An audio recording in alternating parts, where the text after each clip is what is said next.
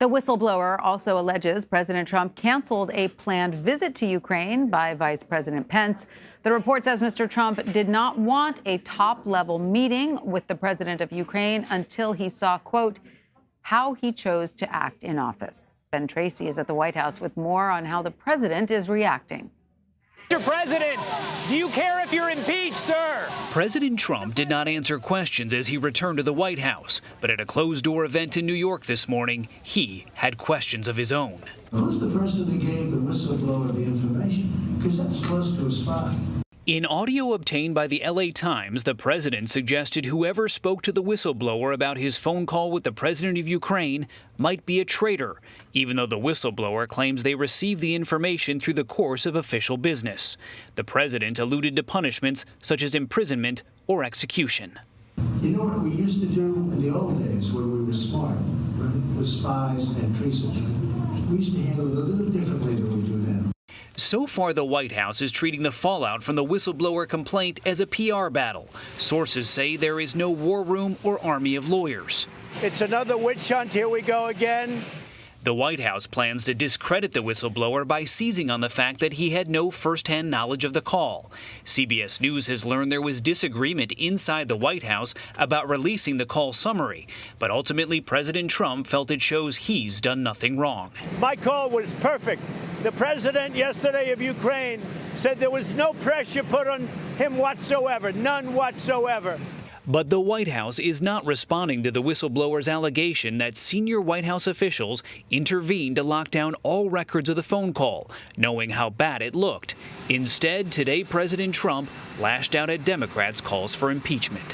What these guys are doing, Democrats are doing to this country, is a disgrace, and it shouldn't be allowed. There should be a way of stopping it. And Ben Tracy joins us now from the White House. Hi, Ben. As you reported, the White House is focusing on the fact that the whistleblower received this information secondhand. Is this the president's strongest argument for discrediting the whole story?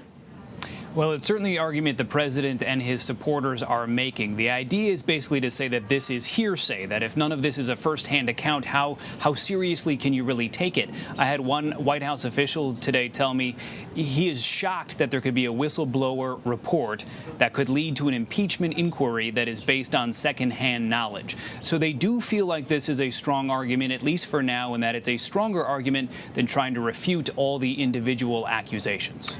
And Ben, as we heard earlier, the president on Thursday seemed to reference the past practice of executing spies for treason. He didn't say that in so many words, but seemed to imply it. People then in the room laughed. Was the president joking? And if so, what kind of a joke is that? Listening to the audio, it didn't sound to me as if he was joking, and the laughter in the room is almost kind of nervous laughter. And there are reports that some people in the room said they were pretty shocked by what the president said. But this is nothing new. The president has used this spy narrative before. He has talked about the Obama administration spying on his campaign. And he has also talked about these deep state conspiracies that he feels like part of the intelligence community has been spying on him and is out to get him. So it's not surprising that the president might bring this up. I think it's a little jarring, obviously, to hear him allude to the idea of punishments for treason, which would be imprisonment or execution. Yes, I think a lot of people would agree with that. Now, Ben, are White House officials then taking this impeachment inquiry seriously, or are they thinking that maybe it will blow over? I'd say yes and no. I'd say they are taking it seriously from the standpoint of they view this as something different than the Mueller probe, which was kind of drip, drip, drip over a long period of time. This is one singular event that's much easier to digest for the American public. They see momentum among Democrats moving towards impeachment. I had one White House official tell me today this is like a ball rolling down the hill and we don't know how to stop it. On the other hand, they feel like time is on their side. One White House official told me today, you know, given that the election is not that far off, every day that goes by, we get closer to the election and it becomes politically tougher for the Democrats to pull the trigger on impeachment. All right. Well, Ben Tracy at the White House, we thank you. Thanks.